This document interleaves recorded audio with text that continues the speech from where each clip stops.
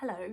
It's been a very long time since I've done this, and I feel like I might even leave this unedited and just post it, but we'll see how that goes.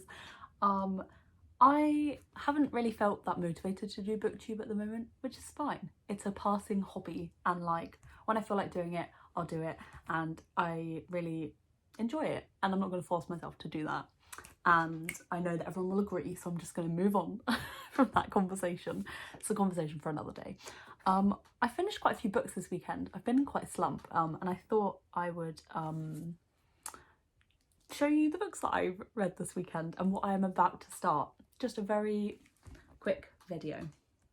So the first book I read is The Perfect World of Miwako Sumida by Clarissa Goenawan. I'm not sure if I pronounced that correctly. This is, I've been reading it for a while actually, and this is set in Japan, and we kind of follow three, I've just realised that these two books have a real similar narrative structure, you'll see. Okay, so this book is narrated by three characters, all of which were involved in Miwako Sumida's life, and I think just right out of the bat, this book, heavy warning for suicide. It is on the back blurb that Miwako Sumida has died by suicide, and so that is like a heavy plot point within the whole book, and it's talked about a lot, so just bear that in mind if this is a book that does intrigue you. And yeah, I feel like a 4-star for me. I think it's hard to rate when you're in a slump if it's because of the book or because of your brain. Hard vibes. But I really enjoyed a lot about what this book talked about. We kind of follow her, a kind of like friend love interest, and then his what's it called? His, oh my god, his sister and another friend of Miwako, and it was really interesting seeing how everything kind of pieced together.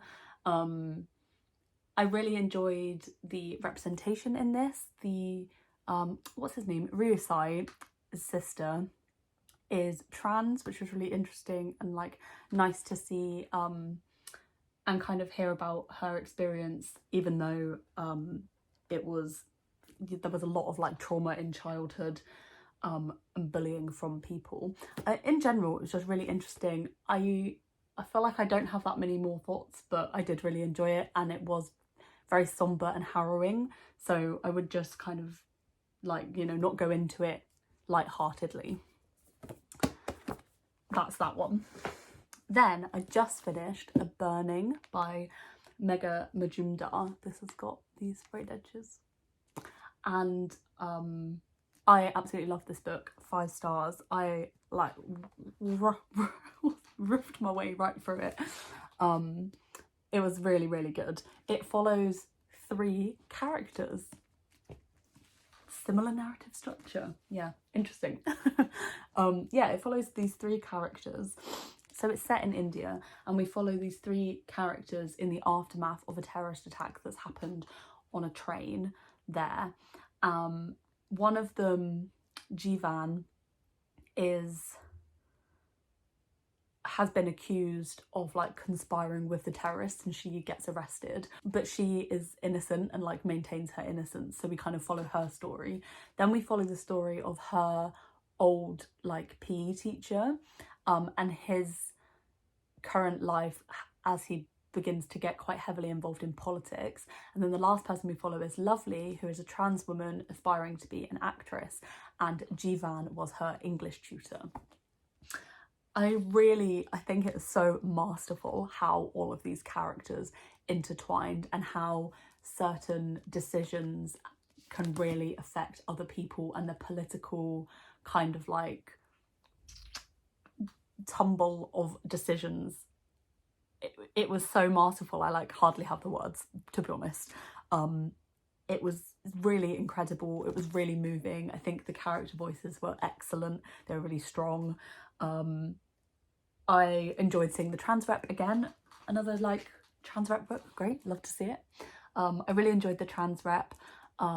which was also, again, quite harrowing, which is upsetting, but also positive at the same time, and just a really interesting exploration of how putting yourself first, and how sometimes putting yourself first inevitably puts someone else further down the priority list, was fascinating. There is also a lot of Islamophobia in this book because Jivan is Muslim, and a lot of the reasons why she thinks she's been arrested is because she is Muslim, and so there's a lot of conversations about that. Just I think an amazing book. 5 stars. Really, really enjoyed it.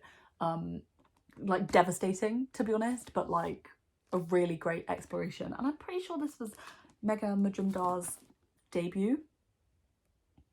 Yes, amazing. Definitely will I'll have to look up actually, because I've had this for a while. But yeah, that was amazing. And now the book I am just about to start. Is there any other book I feel like I need to tell you before? What have I been reading? That is kind of what I've been reading recently. I did read Heartstopper. Wait, let me get it.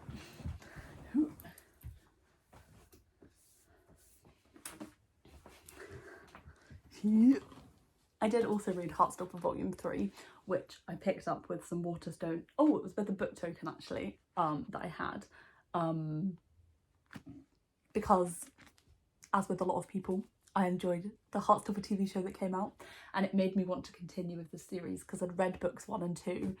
And so I wanted to keep going, and I really, really enjoyed it. Really loved seeing the teachers in this book, a lot. Probably because I relate more to the teachers than to the teenagers, but I still love Dick and Charlie and the whole gang. Yeah, loved it. Very cute. Intrigued to see where, we just picked up book 4 actually, and I'm intrigued to see where that goes in terms of discussing like mental health and eating disorders. So we'll see what that's like and how it kind of evolves, I guess, and the conversations they have, which I feel like is really important. So yeah, that was a little bonus Heartstopper.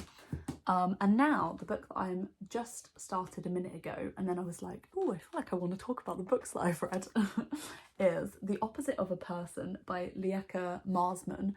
This is translated by Sophie Collins from Dutch, and we follow Ida, a Dutch climatologist. I'm going to just read you the blurb, who accepts an internship at a climate research institute in the Italian Alps, and it means leaving her girlfriend Robin behind in Amsterdam. As she and her new colleagues prepare to demolish a decommissioned hydropower dam, Ida finds herself grappling with love, loneliness, and her place in a society unwilling to confront global warming. It's queer. It's Dutch. I just went to Amsterdam. I love Amsterdam. So that was like, oh, it's Dutch. That's cool.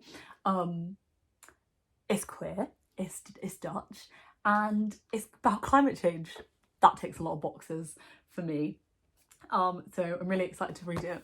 I found it in the bookshop and I was like, oh, let me like have a little dive in.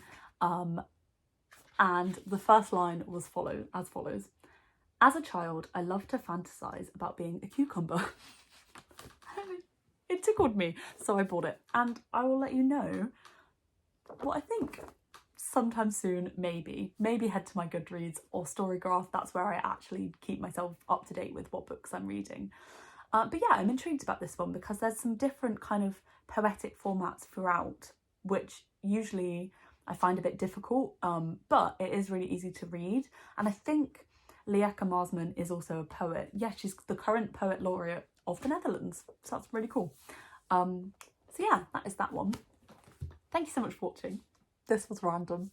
I hope you enjoyed. Let me know if you've read any of those. And let me know what you're currently reading.